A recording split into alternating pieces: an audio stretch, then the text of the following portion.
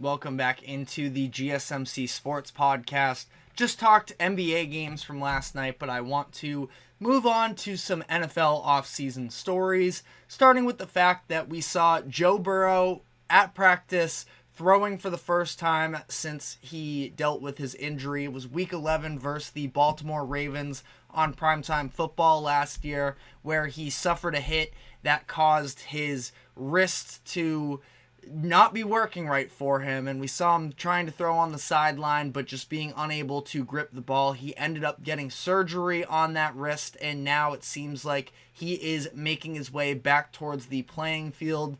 The timeline wise, in terms of recovery from this injury, has gone just as they expected. He is hoping to be fully cleared for OTAs by the end of this month, so we'll definitely keep you updated with all of that.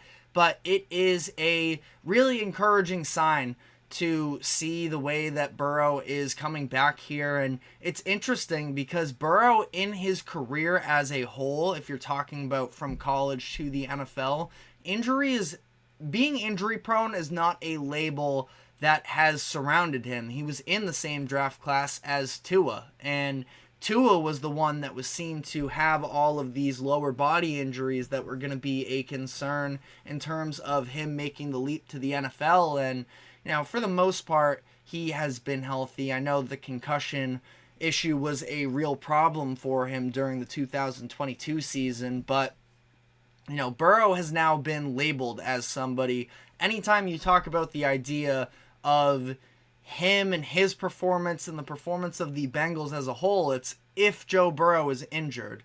I feel like these injuries have been kind of just freak accidents. Obviously, his rookie year, very concerning injury when he goes down halfway through the year and tears just about everything in his knee. And if that were the injury that were coming back to haunt him regularly, then I would be more concerned. Now, I know that sometimes the lower body injuries can sort of catch up with one another. I don't actually know off the top of my head. I could probably look into it in terms of the calf injury that Burrow was dealing with during the offseason and ended up sort of lingering into the regular season as well, whether or not that was in the same leg that was basically blown out during his rookie season. So I can try and, it does appear, I believe, that it is the same leg, but it's also, a couple years later, so let me know. I'm not necessarily a medical expert. If there is some real concern there, then perhaps, but it was just a calf strain. It wasn't even anything all too serious, and then ultimately it is this ligament tear in his wrist last year that, again, was just sort of a freak injury in my eyes. And Burrow has just sort of been labeled as this injury-prone guy. I don't expect that that's what he's going to be throughout his career, and I do still believe that the Bengals are going to be one of the top forces in the AFC next year in terms of being a Super Bowl contender. So I wanted to sort of go over the Bengals offseason a little bit in particular and talk about their chances for next year. We saw in free agency they were able to bring in a handful of nice players on defense. I feel like that is sort of the thing, as much as you can blame a lot of last season on the offense, which is absolutely true, dealing with the Joe Burrow injuries to begin the year, and then of course when Jake Browning had to come in and take over during Burrow's absence. But the defense was not very good for them last year at all. They were 31st in the league in opponent yards allowed per game. They were bottom 5 in pass defense, bottom 7 in run defense. And it makes sense because after their 2021 Super Bowl run, they lost a lot of help in that secondary, including Von Bell, who was one of their offseason additions. They brought in Von Bell and Geno Stone to help solidify those safety positions. Now, Bell isn't maybe quite the same player that he was when he was with Cincinnati a couple years ago. At that point, he was a captain and leader of the defense. Jordan Battle has been somebody that the Bengals are very high on. After spending a day 2 pick on him in 2023, he had a nice rookie season for himself, so I'm sure that they're going to be splitting time a little bit there. But I really liked what they did in the safety positions, and then they also go out and they sign Cam Taylor-Britt. I believe for Taylor-Britt, he was with the team as well in 2022. I was confusing him with somebody for Tennessee who we're going to be talking about next segment. But Cam Taylor-Britt is a very nice player as well. I thought we saw a lot of positive development for him, and was definitely helpful considering the Dax Hill draft pick where they drafted him first round, I should say, in 2022 hasn't necessarily panned out the way they were hoping to. So I like the improvements that they made in their secondary. I feel like that should be a very big help for them. And then they also go out and they sign Sheldon Rankins, who spent last season with the Houston Texans, a veteran defensive lineman to try and sort of help out that run defense as well that wasn't great last year. I feel like they have a lot of talent on this defense, and it was absolutely underperforming last year, but it definitely was it seemed like they got a little bit of a pass because of the injuries to Joe Burrow, but they need to absolutely be better if they hope to be a Super Bowl contender this season. And I feel like now they have tons of different pieces to go out and take advantage of. Will be interesting to see how the Trey Hendrickson situation pans out if you haven't been fully in tuned, as we are in the NFL offseason. Both T. Higgins, obviously being a skill position player, being a big name, potential wide receiver 1, he requested a trade, but so did Trey Hendrickson. Hendrickson has been a massive part of their defense for the past handful of years, and not really sure how it's going to play out with him quite yet, but assuming that he's there, I do think that they have a lot of talent on that front line as well, playing opposite of Sam Hubbard, bringing in Sheldon Rankins, and if some of these other guys can step up for them.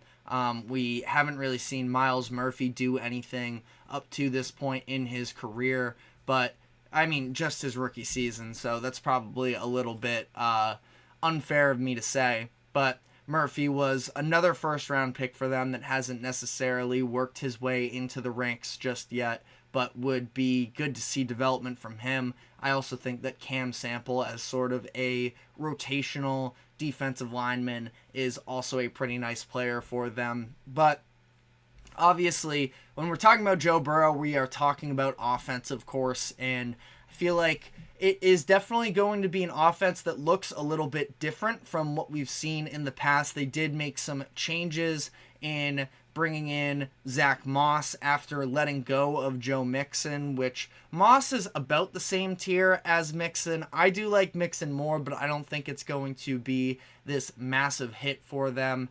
Like we talked about, or I at least alluded to, Tyler Boyd just signed a contract with the Tennessee Titans. It seemed like the Bengals weren't necessarily willing to invest into the future, and they would rather give those opportunities to some of their younger wide receivers.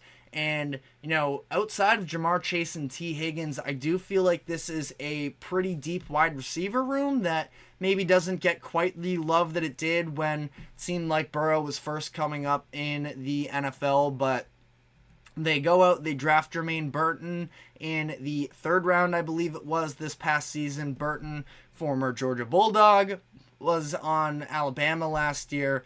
Absolutely a deep threat and could be someone interesting to see if he ends up developing to become a real player for Burrow and this offense here. But they also had some sneaky younger wide receivers as well. Trenton Irwin last year, who he was undrafted. I know that, you know, young is maybe overstating it a little bit. He is 28 years old, but he showed a little bit of flashes last year as well. I know that his overall collective stats weren't tremendous. And then Andre Yoshivash, who was a 6th round pick out of Princeton in the 2023 draft. thought that he had some moments as well. So Burrow still has plenty of talent surrounding him to be able to make the most of it. And that's also not even including the fact that they just signed Mike Gesicki in the offseason as well, which is good because Burrow's always definitely favored his tight ends at times.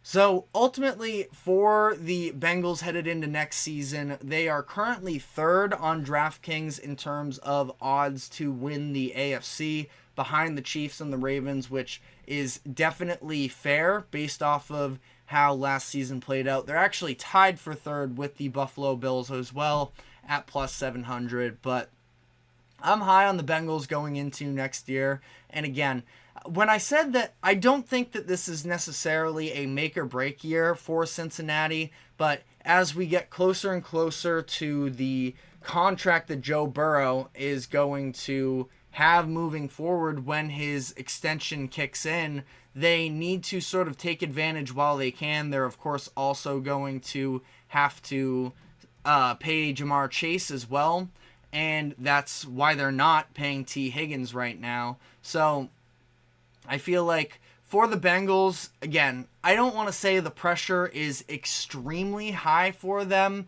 but it is only going to increase as the years go on here. This is the last season before Burrow jumps over the $45 million mark in terms of cap hit. So we'll see how this plays out for them.